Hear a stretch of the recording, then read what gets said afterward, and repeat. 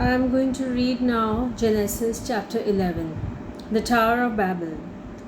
Now the whole earth had one language and the same words, and as they migrated from the east, they came upon a plain in the land of Shinar and settled there. And they said to one another, "Come, let us make bricks and burn them thoroughly." And they had brick for stone and bitumen for mortar.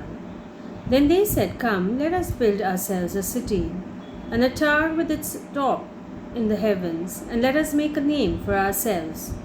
Otherwise, we shall be scattered abroad upon the face of the whole earth." The Lord came down to the city and the tower, which mortals had built, and the Lord said, "Look, they are one people, and they have all one language, and this is only the beginning of what they will do. Nothing that they propose to do will be now impossible for them. Come, let us go down and confuse their language there, so that they will not understand one another's speech." So the Lord scattered them abroad from there over the face of all the earth, and they left off building the city. Therefore it was called Babel, because there the Lord confused the language of all the earth, and from there the Lord scattered them abroad over the face of all the earth. Descendants of Shem. These are the descendants of Shem. When Shem was 100 years old, he became the father of Arpachshad. 2 years after the flood, and Shem lived after the birth of Arpachshad 500 years and had other sons and daughters. When Arpachshad had lived 35 years, he became the father of Shelah. And Arpachshad lived after the birth of Shelah 403 years and had other sons and daughters. When Shelah had lived 30 years, he became the father of Eber, and Shelah lived after the birth of Eber 403 years and had other sons and daughters. When Eber had lived 34 years, he became the father of Peleg.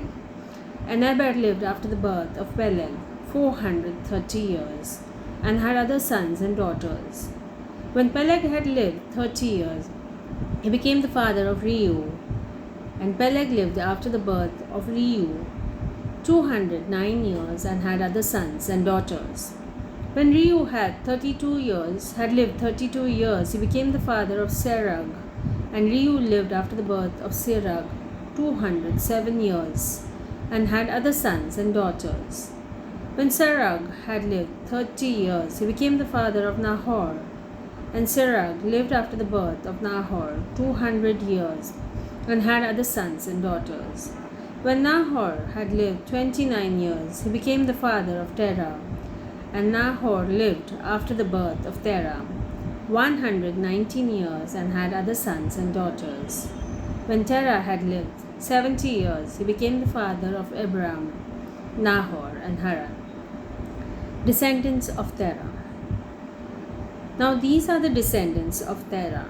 Terah was the father of Abram, Nahor, and Haran was the father of Lot. Haran died before his father Terah in the land of his birth, in Ur of Chaldeans. Abram and Nahor took wives. The name of Abram's wife was Sarah, and the name of Nahor's wife was Milcah. She was the daughter of Haran, the father of Milcah and Iscah. Now Sarah was barren, she had no child. Terah took his son Abram and his grandson Lot of Haran and his daughter-in-law Sarah, his son Abraham's wife, and they went out together from Ur of the Chaldeans to go to the land of Canaan. But when they came to Haran, they settled there. The days of Terah were 205 years, and Terah died in Haran. That's all for today. This is the end of chapter 11.